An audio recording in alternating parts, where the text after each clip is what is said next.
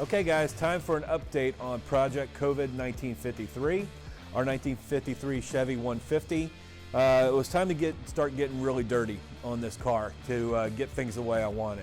So I started with the firewall. Remember, this had a fire. The firewall was burnt, as well as the top, the dash and the roof and everything else.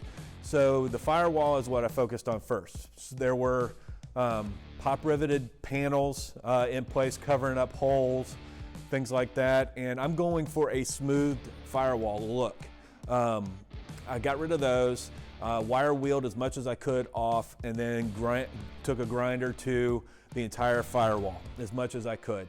And that got most of it, I'd say probably 80% of it. And then after that, I started using fast etch, which I'm a big fan of, and started etching the metal and de-rusting it chemically. So basically spraying that on, keeping it wet for about 30 minutes, and then wiping it off with a rag that's doused in lacquer thinner, and that kind of gets it off, and it leaves like a zinc coating on there. But sometimes it takes 2 or 3 times to get it down to where you want.